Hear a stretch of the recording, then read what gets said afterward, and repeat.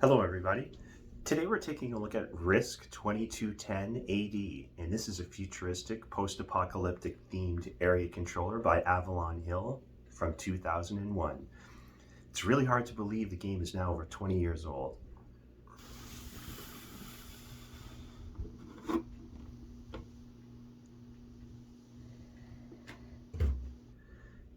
When considering Risk's very first major spin-off in the form of 2210 AD, the big questions are, can we still have fun with this old title? Do people still play this game? Does it still hold up considering all the newer options we now have? Well, with this video, I aim to show you why I believe Risk 2210 is still a great game, even today. I still bring it to the table whenever I get the chance, so of course it holds up. And if you look on BGG, fans over the years have uploaded almost 90 significant mods, adjustments, and upgrades online that anybody can use to transform their base game into a virtual sandbox for an epic science fiction encounter.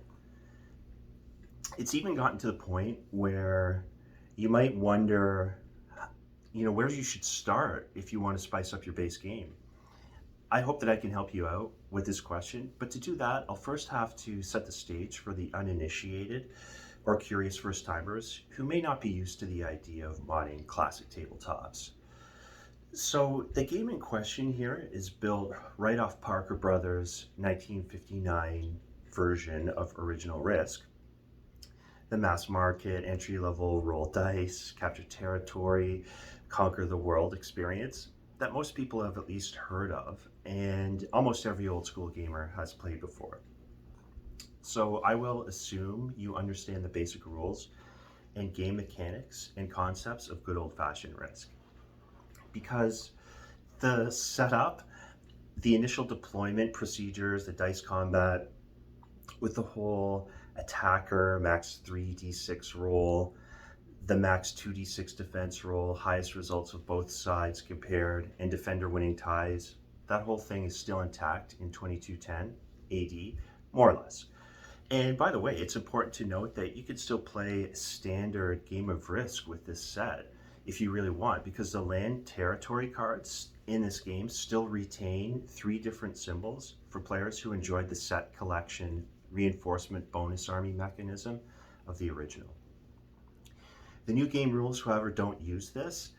Even still, there's so many more new cool thematic features here that I don't think anybody could seriously argue that this game is just a simple reskin. To me, it's not really close. So before we get into a breakdown of some of the awesome mods and add-ons you can get for this game, I'd just like to provide you with an express summary of some of the differences and interesting, unique features of the new game. And as I go, I'll also squeeze in a few upgrade tips and adjustments you could try even before you drop in the more hardcore mods. So let's look at the table. First and foremost, the game comes with a useful army status board that keeps track of each player's strength, which is measured by the number of territories held by each color. There can be 5 different factions in this game, and you put 1 mini on this per player. The game comes with minis that represent 1, 3, and 5 units. They're called mods, machines of destruction in the rules, and we just refer to them as mechs. They're small, but they're good quality. I think they look okay. And the big surprise on the army status board is the game turn counter. The game ends just after 5 rounds, and the highest score after turn 5 wins. When new players see this for the first time, they often can't believe it. It seems like an overly harsh time limitation, but it works well. The scoring is simple. You get 1 point for every territory you control, regardless of type. You score bonus points for entire control of color-coded colonies. There are tiebreaker rules also that I won't get into, but they are clever and sensible. But this whole restrictive time track that everyone is forced to deal with right at the outset quickly becomes a wow factor with respect to the feeling of how am I going to pull anything off? Might I have to be ridiculously aggressive and take dangerous chances or what? I don't know, because Risk players know what happens when they spread themselves too thin from being too aggressive, right? You get wiped out by the next player. But it's the same dilemma for everybody here, so that's interesting. And nothing says you can't play an extra round if your group is having a lot of fun. That's happened in a couple games I've been in. Anyway, the map, not particularly beautiful, but it's all right, all things considered. It's cheeky and funny with respect to how it's labeled. Some highlights for me are that I like how the Republique du Quebec kicked Canada out of southern Ontario. And I love this. If you look at Eastern Europe and Asia, there's no Russia. Russia lost. Ukraine is the single largest space on the map, and you have Siberia and Afghanistan really big. It's pretty funny. Every region on the map, in fact, has a little joke, at least something for everyone. Now, there's a minor mod that I made to the land continent bonus table on the lower left of the board. This was for balancing purposes. You can change South America from 2 to 3 points and Africa from 3 to 4 points. And that was a suggestion I followed from a user on BGG. You have water territories added to this version of Risk also, so that's different. And of course, the moon is now involved in this conflict. More on that later. And remember how I mentioned Risk 2210 is supposed to be a post-apocalyptic universe? So another funny thing is that before initial deployment, you randomly devastate 4 land territories on the big map with a blind draw from the territory card pile. And these areas are out of the game from the start. So that's cool. The game comes with 4 nuclear fallout markers to denote these impassable territories. On BGG, you can download this exact graphic to make an even more devastation markers, which I did, of course, because many of the mods we'll see later may or may not involve greater chaos and ruin. So moving on with the setup and initial deployment processes. The amount of initial forces players get depends on the number of players in the game. And claiming your territories and reinforcing them to begin the game is the same as an original Risk, so no need to cover that here. But the next part is where things really start to get interesting. So now we're talking about the special pieces that come with Risk 2210. There are land generals, water generals, diplomats, nuclear commanders, lunar generals, and space stations that look like Union Station in Toronto. Anyway, they are straightforward to understand. Each player starts with 1 land general, 1 diplomat, and 1 space station.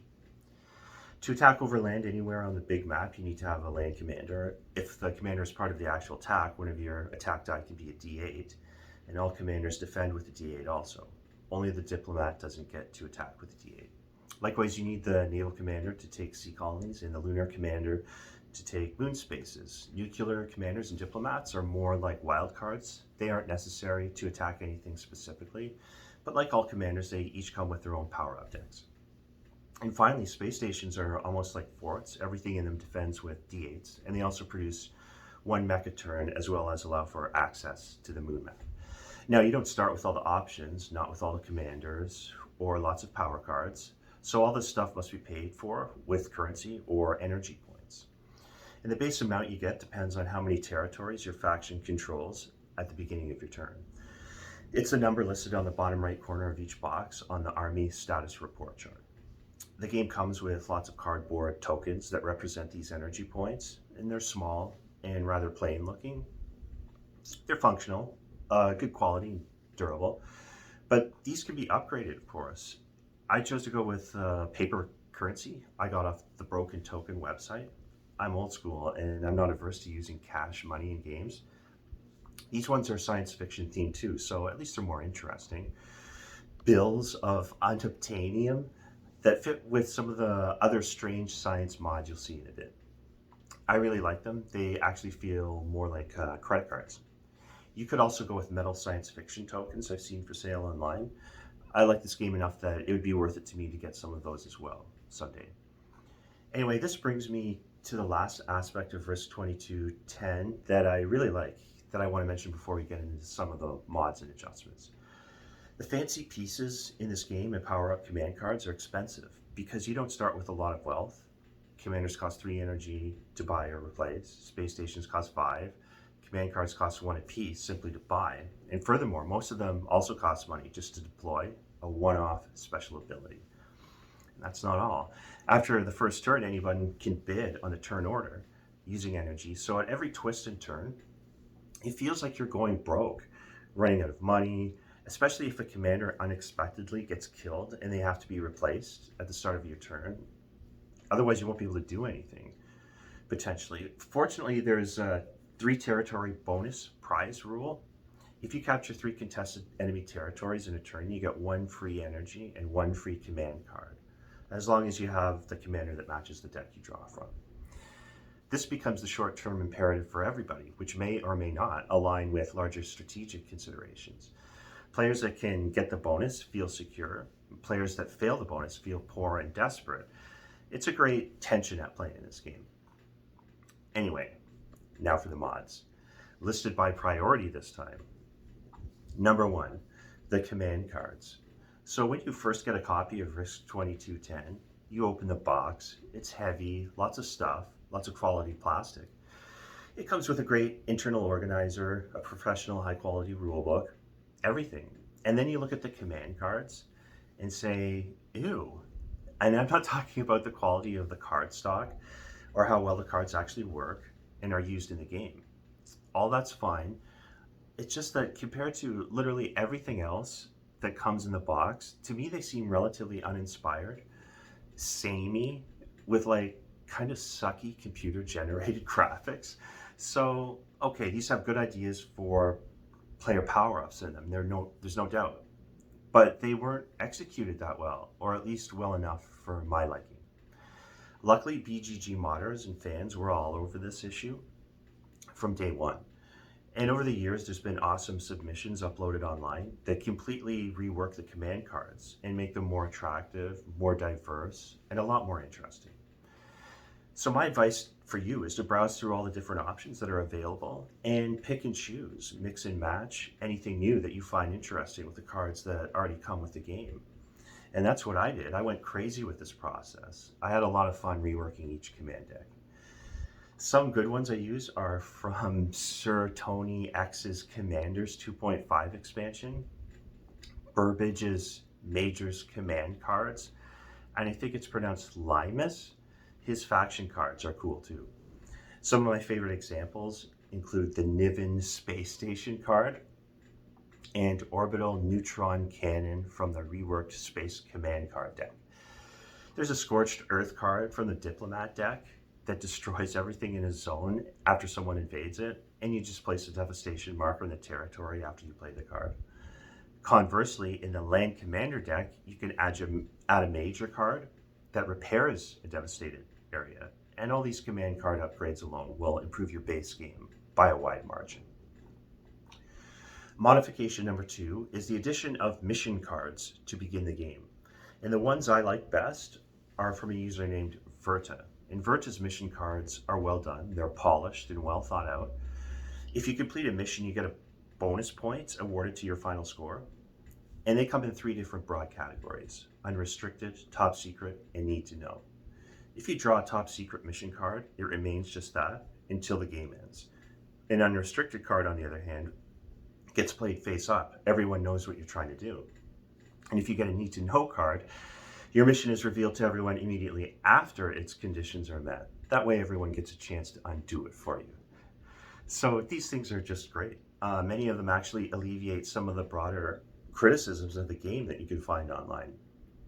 Common one is that the moon feels like a bit of an afterthought, something just tacked on. Well, there's a mission card that provides bonus points for successful lunar operations. Also, some of these mission cards present the player with even more difficult dilemmas to manage. You could gain significant bonuses for hoarding energy instead of spending and being hyper aggressive. Or you might get a mission card that pays lucrative bounties for killing off enemy generals. So pretty much everything is covered in this deck. And the way I use the cards is to say every player gets a random one to start, their plan A, and plan B would cost 5 energy to buy. And you could buy more, but each mission card after the first one costs 5. And other players online say they give away more missions at the start, like 2 or 3. That sounds fine. It's up to you to incorporate them the best way you see fit.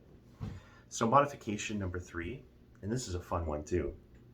It's the addition of the Antarctic and North Pole colonies done by Mr. Man 2K3. And these are two double-sided maps that you can drop onto your main game board. And these areas just provide more of a good thing, an expanded field of battle with a twist. So each of these major maps comes with a command card that you add to your existing land command and sea command decks. The Antarctic has the land card and the pole map has the seas card. And if you draw and activate either of these cards, it triggers a global warming effect in the corresponding area. Flip over the map to observe the effect. In some areas of the Antarctic will sink and everything in those areas is lost, while more colonies emerge in the North Pole as the ice retreats as a result of global warming. The addition of the Antarctic map also deals with a relatively minor gripe some people have with the main playfield, and that is the Risk logo or banner leaves a large unusable space on the board between South America and Africa. Well, now you can cover it with something useful if you like. Anyway, in practice, the pole maps play well. They are permanent mods for my setup. Modification number 4 for me is also from Mr. Man 2K3, and it's the Dark Side of the Moon map. And I like this modification a lot because it makes the lunar colonies more enticing right from the outset. And as I mentioned before, not everyone who plays this game believes the original moon map adds all that much to Risk, and they think it's not that important. Now, this belief I find to be way more pronounced with first-time players, not so much in people with a lot more experience. Most players learn the hard way that the difference between winning and losing after turn 5 is just a few points, and final scores are usually tight, and ultimately winners usually hold the lion's share of the lunar colonies. But since nobody starts there, does the first player to reach the moon then actually have too big an advantage over everybody else? I think that depends on the attitude of the other players in your game, maybe.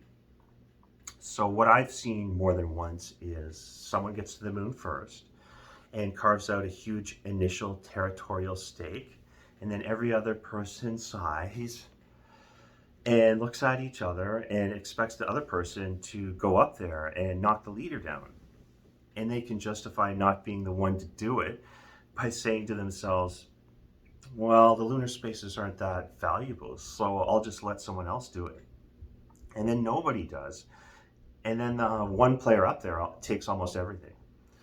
So I add the Dark Side of the Moon map to make the lunar component of the game more alluring for everyone. And besides, doesn't everyone want to know what's on the other side? It could be anything since it never faces the Earth. So this brings me to modification number 5 that dovetails so well with number 4. And that is the addition of a radical science / strange science technology deck. The way most people incorporate a technology deck is to find 5 identical minis from a comparable game and paint one up differently for each player in Risk to represent a technology commander who can then draw power-up cards from a distinct tech deck. If you do this, that's great. I fully endorse doing it. I would play a tech commander deck this way with extra minis anytime. I chose to do something different, a bit different with my technology cards, because I wanted a science fiction plot or story to unfold. So what I did was to first cover over the 2 landing sites on the far side of the moon map. I made it so you can only land from Earth on the light side. If you want to get to the dark side, you have to march across the moonscape through the frontier zones before you can see what secrets lie on the other side. So place 2 black units, mystery government units, in each frontier zone. These units guard the center of the dark map. So until you break through one of these occupied frontier spaces, you won't know why they're there, what they're hiding or protecting. The moment you move into an official colored territory, randomly select a Dark Side of the Moon territory card to locate and place an alien artifact. I use a black wooden monolith to represent an alien artifact. When a player reaches the monolith, they first draw a technology card and then roll 1d12 on a random events chart. It's important to note that when a territory with an alien artifact changes sides, like when a different player takes it over, you would repeat this process. As far as the tech cards are concerned, I made some of my own. I also borrowed some really good ideas from other people. I drew heavily off the Area 51, S4, UFO technology narrative as made famous by Bob Lazar because it's such a fun story. And here we get to assume it's all true. So in my game, you can get gravity wave amplifiers. They allow you to redeploy units from multiple locations to anywhere at the end of your turn. Element 115. So with that card, you place a plastic gem in one of your territories. It never moves. That's the secret location of the 115. As long as you can hold on to it, you automatically go first in the turn order. You don't have to bid. The random events chart is also pretty funny. Some results of the 1d12 roll include having another monolith appear in a random sea territory, having another one appear in a random Antarctic territory, or another one appearing in a random lunar territory. You could have your forces transported to a mini-map of Pluto. This is a one-way ticket, incidentally. There are two results for this on the chart.